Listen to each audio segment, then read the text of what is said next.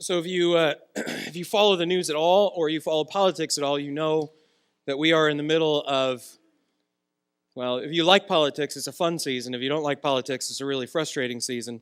We're in the middle of all of the campaigning for who's going to be the next presidential candidate for Republicans and for the Democrats. And so yesterday was Nevada for the Democrats. It was South Carolina for the Republicans, and it's just going to keep going as they are really debating and fighting and arguing and debate after debate after debate after debate, arguing their case of why they should be the next presidential candidate for their political party. But not just the next candidate, but ultimately the next president.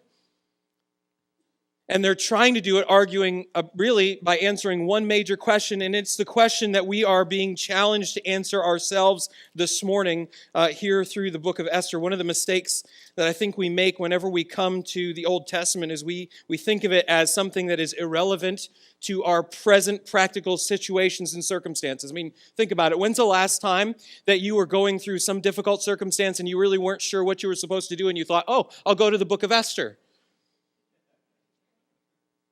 It's not where we tend to go. That's not what we think of as very practical or helpful for our everyday, ordinary lives. We go to the New Testament, or maybe you go to the book of Proverbs, but Esther isn't high up on our list to think of something that is really going to be helpful for us in terms of our everyday, ordinary lives. But yet what you're going to find this morning is just the opposite. That for every single person in this room, no matter what your age is, no matter whether if you're in your 70s or 80s, or if you're in your teens or preteens. It doesn't matter if you're married or not married, if you have kids or you don't have kids. It doesn't matter what your social economic status is. It doesn't matter if you have a job or don't have a job. It doesn't matter if you go to work or you stay at home. It doesn't matter if you're male or female. Every single person, the question that we're being challenged to answer, the very question that Mordecai has to answer in these verses, is the question that every single one of us must answer. In fact, we do answer it. Whether you do it intentionally or unintentionally, whether you do it actively or passively, you are answering this question. Again, the question that all of our political candidates are trying to answer, whether you think they're doing it well or not, is this: what do you stand for? What do you stand for? That's the question that Mordecai is really being challenged with in these verses. To catch you up a little bit, if you haven't been here or you don't know the book of Esther all that well, let me give you just a quick history of what's been happening. We're about the year 485 BC. We're in the Persian Empire in the city of Susa. King Xerxes I is king. He's the son of Darius. And what happens in chapter 1 really sets the stage for the whole rest of the book. In chapter 1, Xerxes throws the biggest party that none of us have ever been to. 180-day party Xerxes throws. And the whole point of this party is to show off just how great he actually is. It's all about Xerxes. And so he invites all of these people together, and men are gathered in one place, women are gathered in another place, and all of his people in his kingdom and outside of his kingdom, all of his noblemen, all of these people are gathered together, and he's parading all of his wealth before them to show them just how important he is. Which shows that he's a bit of a prideful person, obviously, but he's also pretty insecure. Because his identity is wrapped up in his wealth, his identity is wrapped up in his position, and third, the next thing he does is his identity is wrapped up in his possession of a woman. He treats women as objects. In fact, what he does is he sends to the Queen Vashti at the time, who is with the other women, and they're celebrating somewhere else, and he sends to the queen, and he says, I want you to come, and just like all my wealth is being kind of paraded before all of these people, they see how great I am, you are going to come, and you're going to be paraded as an object in front of all of these men, so everybody knows just how awesome I am. And Queen Vashti does something pretty bold. She basically responds and says, not today. She's not coming. And the response of the king, which by the way we see more than once, he just gets enraged. Because he sees his wife as an object, and everybody's supposed to do what he as the king says. And so he gets angry because she says, I'm not coming, I'm not going to do what you're asking me to do. And so his young advisors tell him, hey, you know what you need to do is divorce her, fire her from being queen, and exile from the kingdom so that she can never come back ever again. And so he follows through on it. He follows through. She's exiled from the kingdom, and he's in such a rage that he decides to go to war, and he goes to war against the Greeks. And he gets beat. And he comes back after about 5 years. So we're about 5 years in. So 485 BC, we're pretty close to 480 BC. He comes back, and it's the beginning of chapter 2. And if you read it, it doesn't say it specifically, but it seems to imply that he begins to regret his decision to kick his queen out of the kingdom. That his young advisors step in again with a great idea to appeal to his sensuality and pride, and they say, hey, let's go around the kingdom, and what we'll do is we'll gather together the most beautiful women of every part of our kingdom. We'll gather them together, we're going to bring them here to the palace, and we will parade them in front of you, in essence, one by one, and you get your pick. And the king says, okay, let's do that. And so they go out and they begin looking for all the most beautiful women in the kingdom, and they come and we are introduced to a woman named Esther, the very key of the story. In fact, Esther means star, and she really is the star of this book. But there's a hidden star behind her, and we'll get to that. But Esther means star, and Esther's got a bit of an interesting story. She's a Jewish woman whose parents have died when she was young, and she was adopted by her cousin whose name is Mordecai. And they're in the city of Susa, right, where Xerxes rules and reigns over the Persian Empire. And the reason that they're there is because, if you remember, the Jews had been in Israel. Remember, they got rescued from Egypt. They get brought to the promised land. They go in. They take the land to a certain degree. They don't obey God. God warns them, if you worship the gods of the nations around you, I'm going to have the nations come in. They're going to defeat you and carry you off into exile. The people of Israel refuse to listen. And so at least 3 times nations come in. I think the first time is in 605 BC. The Babylonians come in and they're carried off in exile. And then I think it was 585 BC that Esther's descendants, about 100 years before her, are carried off into exile. And they're now in the city of Susa. Because they disobeyed God. Because they were bowing down. They were doing what God commanded them not to do, which was bowing down to the gods of the nations around them. And so here she is, and she's absolutely gorgeous. She's got a tragic story in terms of her family and the difficulty that she's been to, being in a foreign land, a land that is not her home. Being raised by her cousin. And she's absolutely gorgeous, and the king's men find her, and she gets picked to come and be a part of this group of women one will be chosen from them to be queen. Now, Mordecai, interestingly enough, if you go through this, you'll read, and it will seem like there's just a whole lot of coincidences. And what's interesting is that in this book of the Bible, God is not mentioned once. Not one time. And you might think, well, that's kind of odd. We're looking at the Bible. You would think that God would be mentioned, and there's a whole reason behind why God's not mentioned. He is the star that is really behind it all. That in times when it seems like he's not involved, in times when it seems like he's not there, all of those coincidences are not coincidences. There's a reason that Esther gets chosen. And there's a reason that Mordecai, her adopted father, her cousin, also works at the palace and knows how all the things in the palace works. And he tells her, before she goes in to be a part of all of this, he says, listen, don't tell them your heritage. Don't let them know that you're a Jew. And so she goes in, she follows Mordecai's instructions, and she ends up finding favor with all the people who are overseeing her and who are watching over her. And she gets promoted through the ranks of all the women who are being chosen. And she gets her shot. She gets her day. She goes and meets with Xerxes, and she finds favor with the king. Again, not by chance. It's not a coincidence. And she gets chosen to be queen. This is history. This is what's happened. This is fact. It isn't just a story. It's reality. She gets chosen to be the queen, a Jew, though no one knows that other than her father, her adoptive father, her cousin. No one knows that she's a Jew, and she gets chosen to be queen for a reason, and we're going to see it unveiled later on. But then we come to chapter 3, and this is another 5 years later. So we're about 475 BC, and there's some things that have happened that we're going to come back to. But here we find that there's a man by the name of Haman, and we don't know much about him, but here's the way that you probably will picture him, at least this is the way that would tend to picture him, is this is like Jafar in Aladdin. You hear the name and you know he's slimy. There's something wrong with Haman.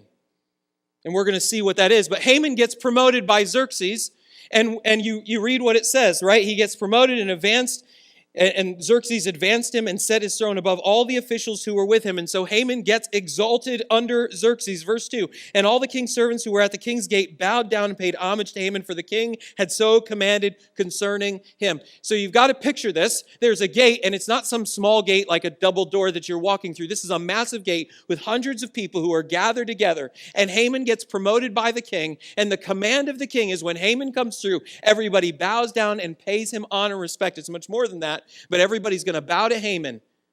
And here's Mordecai, a Jew living in the city of Susa in the Persian Empire under King Xerxes with Haman who's been promoted. And the question is, do I bow down to Haman or do I not? What do I stand for? What do I bow to? And Mordecai's decision is he's not going to bow down. Look at verse 3. Look at the rest of verse 2.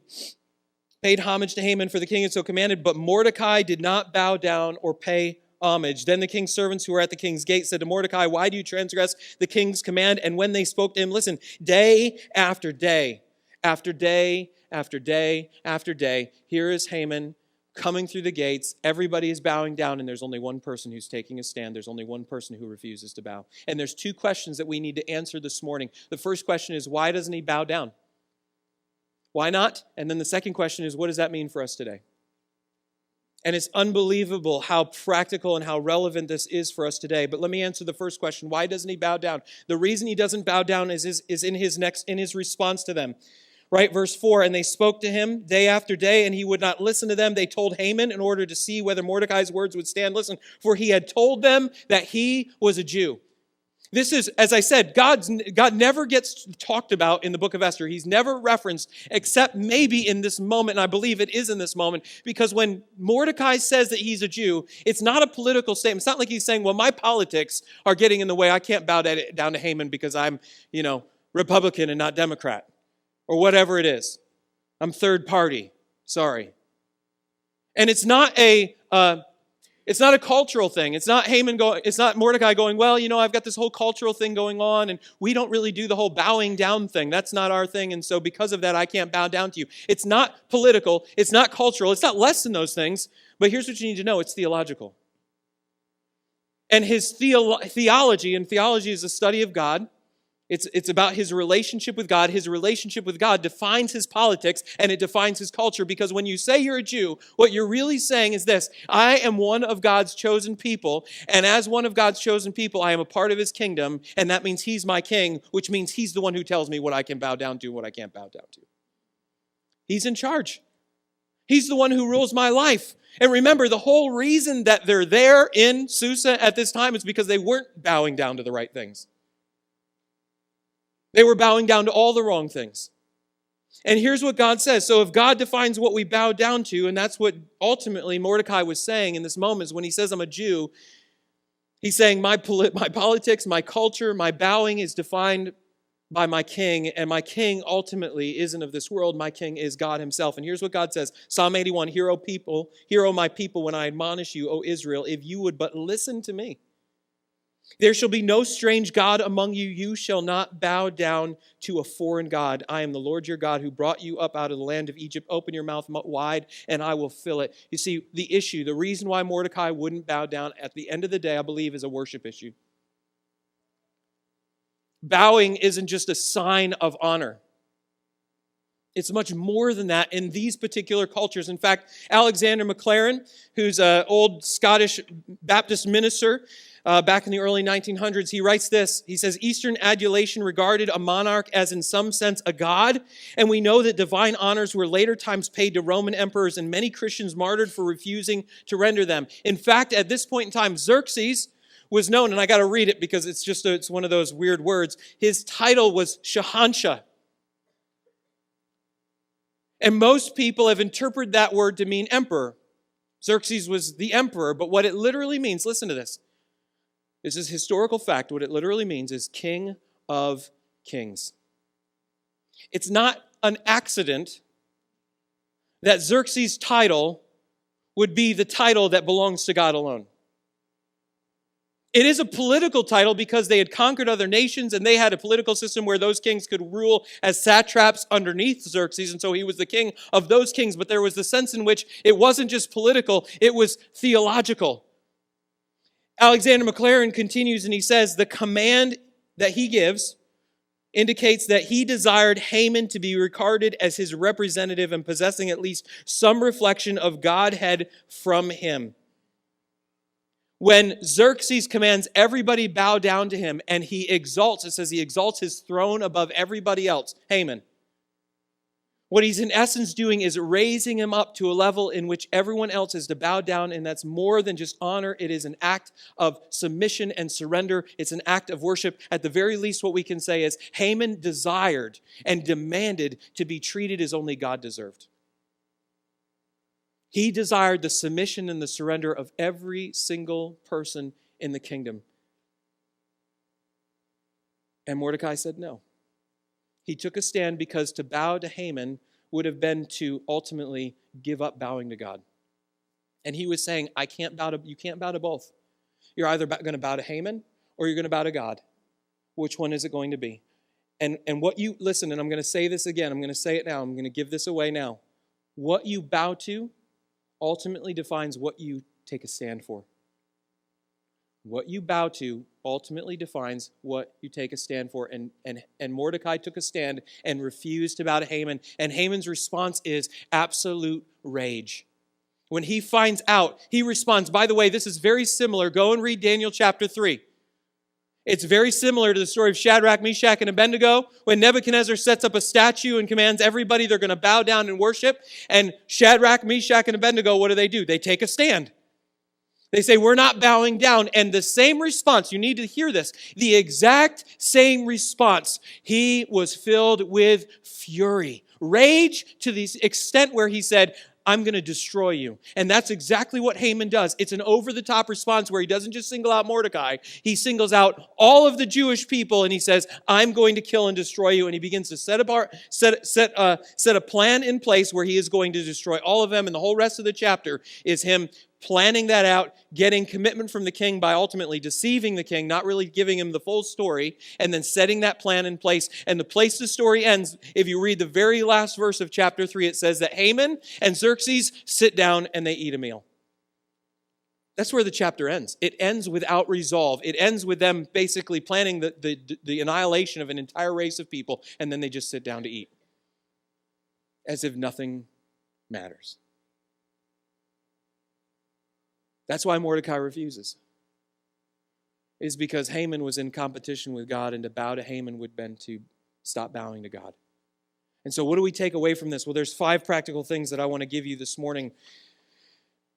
First of all here, and they're there, that's the 5 things that are there in your notes. Number 1 is that the question, what do I stand for, is something that you will be challenged to answer on a daily basis. What do you stand for is something that you are being challenged to answer on a daily basis. Everywhere you look, people are taking a stand and arguing and debating just about any possible issue that you could argue and debate over. Go on Facebook, go on Twitter, look at all the hashtags, and you will see hashtag after hashtag after hashtag of issue after issue after issue. Black lives matter, blue lives matter, all lives matter. Right? Refugees. What do we do about them? What about homosexuality in the church? And what really is tolerance? Do we really believe in tolerance? Do we not believe in tolerance? What do we think about this political candidate? What do we think about democratic socialism? Do we think that that's good? Do we think it's basically Marxism? What do we think about, you name the issue. What do we think about vaccinations? What do we think about gluten-free? What do we think about? Everybody is arguing, and they're arguing about everything.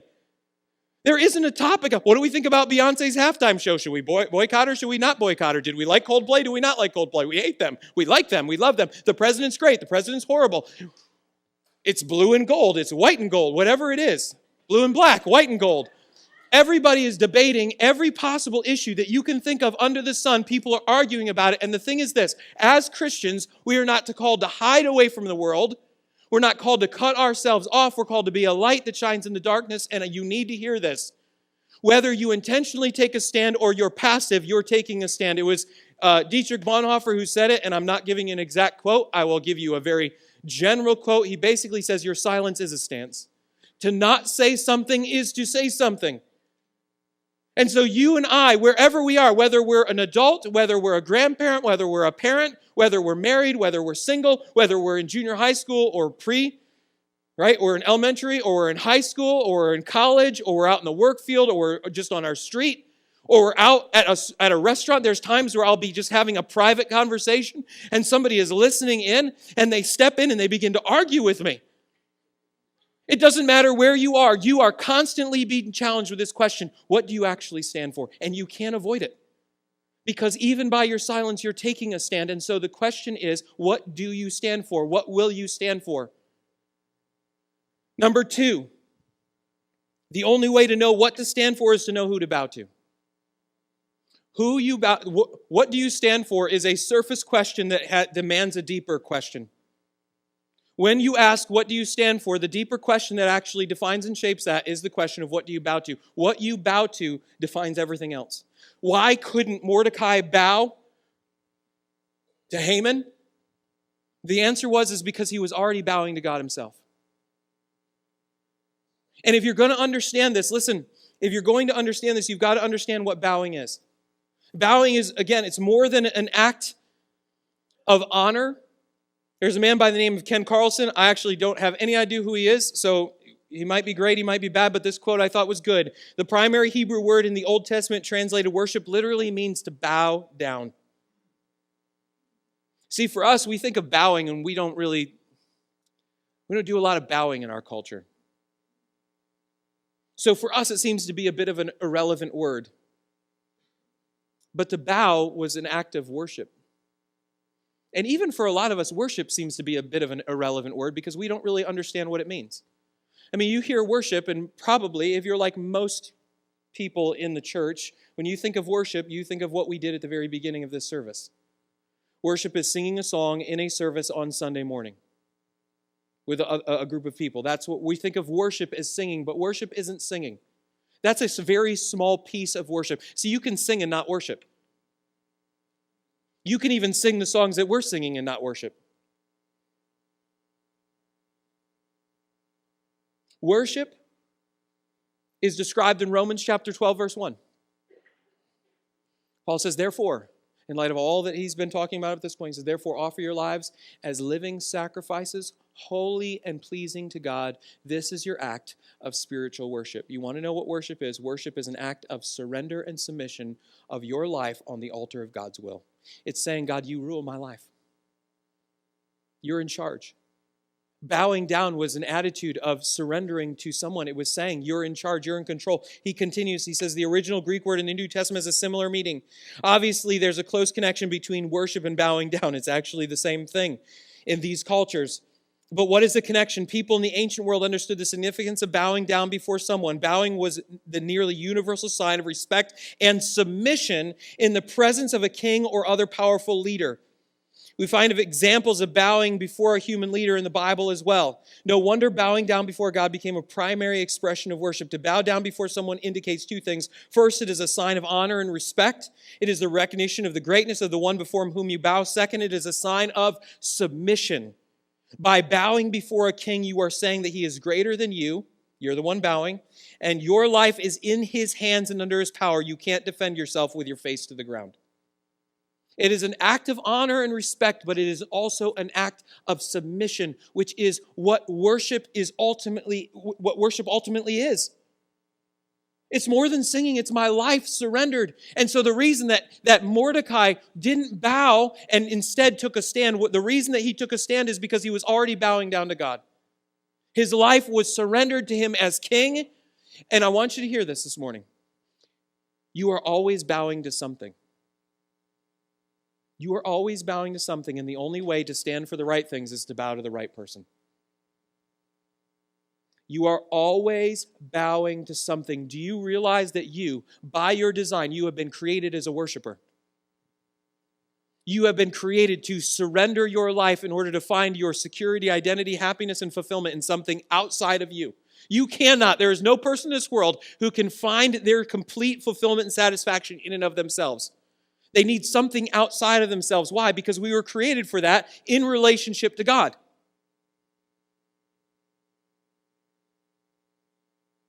You're always bowing to something. If you want to take a stand for the right things, the only way you can take a stand for the right things is by bowing to the right one. And we're talking about bowing to the right one. Ultimately, we're talking about the surrender of the control of your life to God, who is the true King of Kings and Lord of Lords. Number 3, we've got to see beyond just the physical world around us. This is bigger than a peer pressure issue. It's a spiritual warfare issue. Paul talks about it in Ephesians chapter 6. He says, put on the whole armor of God that you may, listen, be able to stand. Take a stand against the schemes of the devil. For we do not wrestle against flesh and blood, but against the rulers, against the authorities, against the cosmic powers over the present darkness, against the spiritual forces of evil in the heavenly places. Paul says we need to get a new vision for what's taking place in the world around us. What's happening in the political world is more than a political issue. It's a spiritual issue.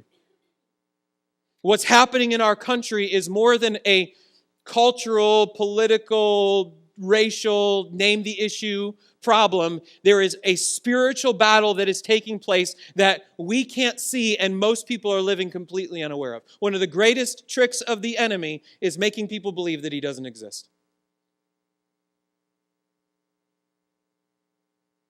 The reason that I believe that God isn't mentioned in the book of Esther is because most people live as if he's not present. And the whole point is to point us to this reality that even when we aren't aware, even when we aren't looking and seeing how God is working, he is actively engaged and involved in everything that's happening.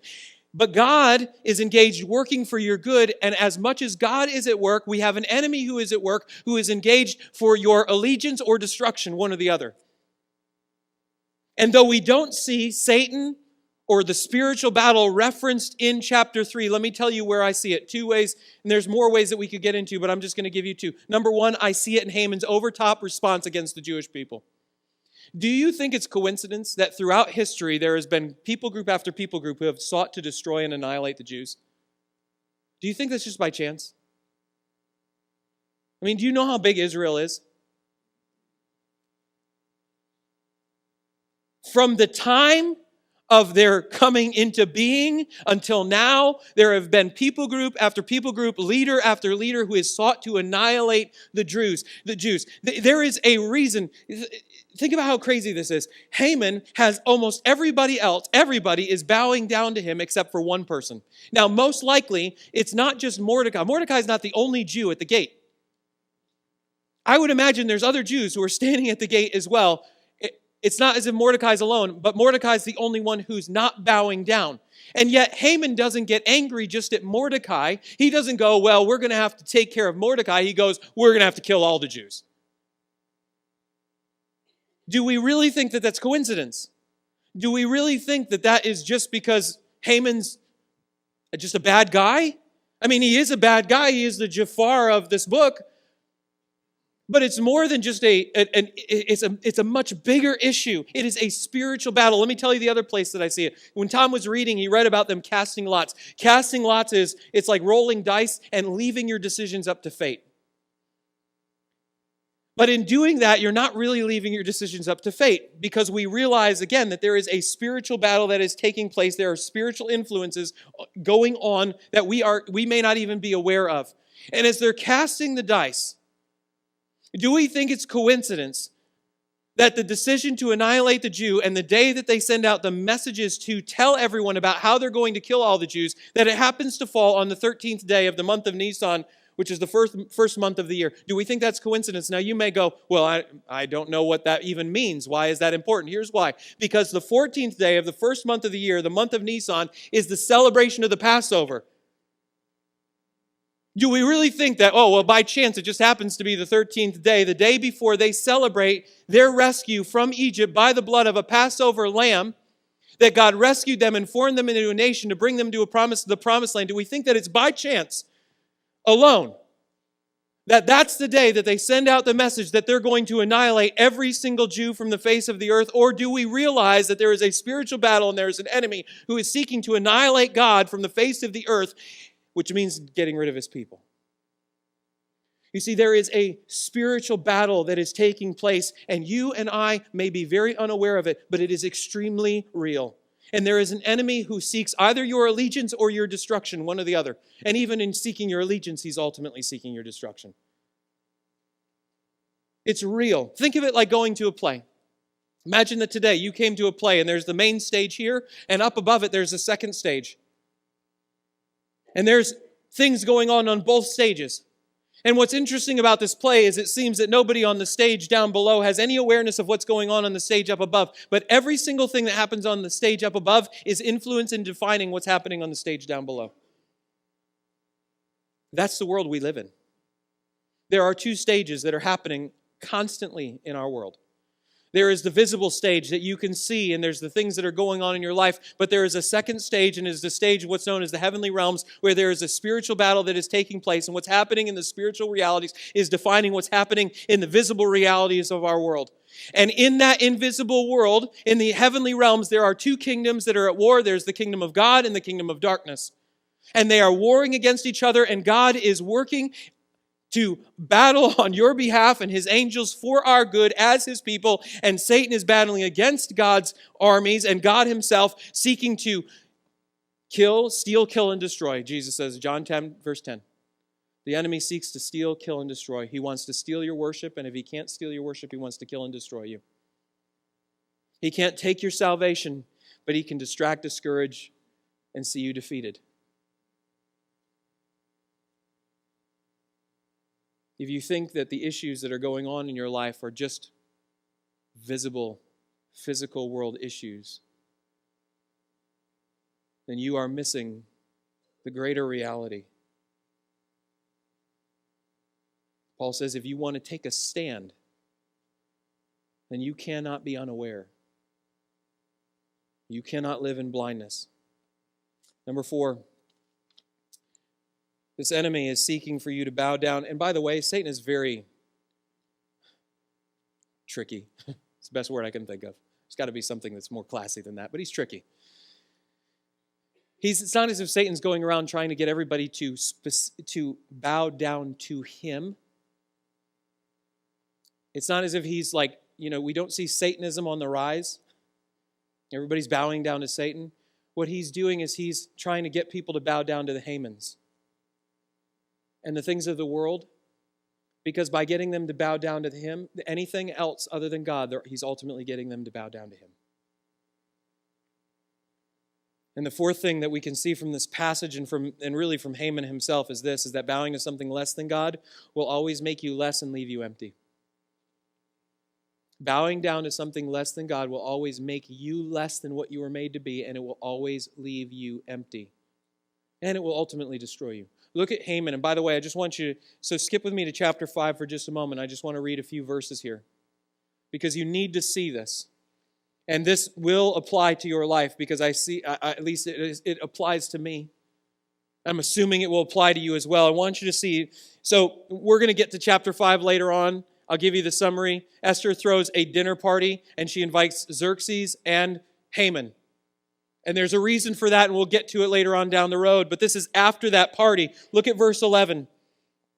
So Haman goes home, and he brings his friends and his wife, and he does really very similar to what Xerxes does in the 180-day party. Listen, and Haman recounted to them the splendor of his riches. Can you imagine? I'm going to invite all my friends over, and I'm going to sit my wife down. I'm just going to recount all the great things that I have. I'm going to walk through it all, okay. Haman recounted to them the splendor of his riches and the number of his sons and all the promotions with which the king had honored him and how he had advanced him above the officials and the servants of the king. Then Haman said, even Queen Esther, let no one but me come with the king to the feast she prepared. And tomorrow also I'm invited by her together with the king.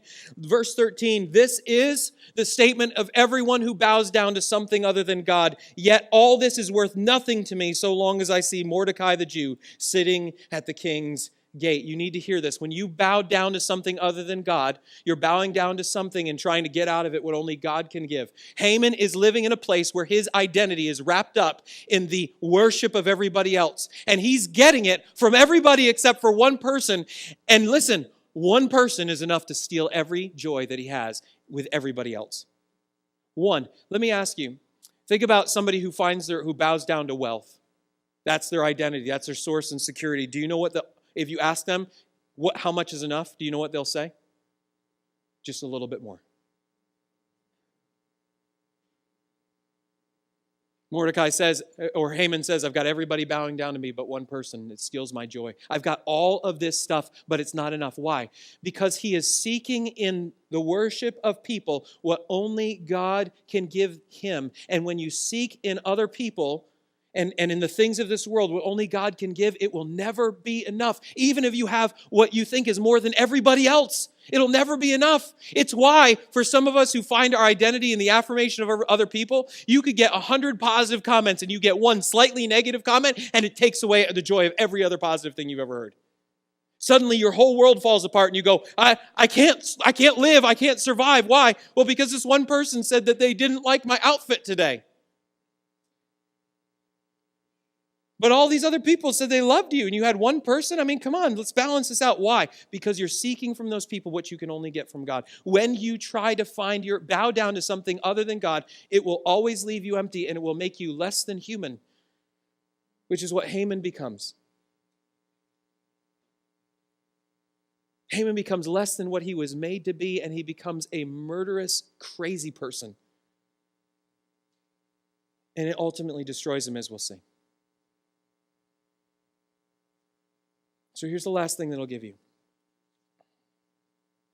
Your ability to stand depends on you bowing down to and trusting your King. This chapter ends in uncertainty. It ends without resolve. And as I said early on at the very beginning of the service,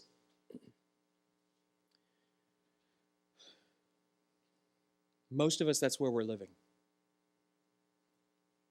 We're living without the resolve. We're living in the tension. We're living with unanswered questions and with uncertainty. Some of us have job situations that we don't know what's going to happen. Some of us have health situations and we're uncertain of what that will mean. Some of us have relationship challenges right now, and everything seems to be falling apart in your world. You're living in the midst of the tension and in the midst of uncertainty. And this chapter leaves us in that place. It doesn't resolve for us, and I'm leaving it there because the challenge that you and I are faced with in the midst of the uncertainty, in the midst of the questions is, so who will you bow down to and what will you stand for? Without knowing the outcome, without knowing the results, without knowing where things are going to end up, who are you going to bow down to and what are you going to stand for in the midst of that? And the encouragement that I will give you to bow down to and trust the true King of Kings, God himself, is this. Though I'm not going to give you the resolve of what happens next and what the ultimate outcome is. The Jews are on the line. They're on the chopping block. They're going to be annihilated, and we don't know, if we don't read on, what happens next. We still know the outcome. Even if you don't know the details, you know the outcome. And do you know why you know what the outcome is? Because you're here today.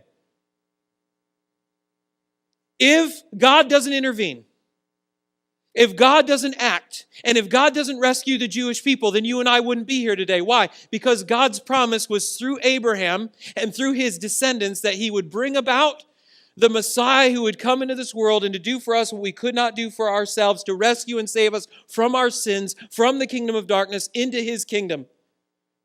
If Haman succeeds and the Jews are annihilated, there is no Messiah, there is no gospel, there is no Savior, and you and I aren't here today. The reason you and I are here today is because God is faithful. He keeps his promises, and there is a resolve. And even in the midst of your questions right now, you and I know there is an ultimate resolve that is coming. The king came and he used the hatred of the enemy against him because the enemy hated God so much.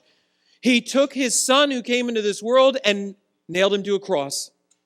And God used that hatred against him because by Jesus being nailed to the cross, he was able to take our place, to die and pay the penalty that we deserved. He died, he was buried, he didn't stay dead. He conquered sin and death, rising again. And one day he's coming again, and all of the questions will be answered, and all the evil will be undone. And here we are in the midst of it, and here's the question that you and I have to answer. What do you stand for? More importantly, who do you bow to? Let's pray.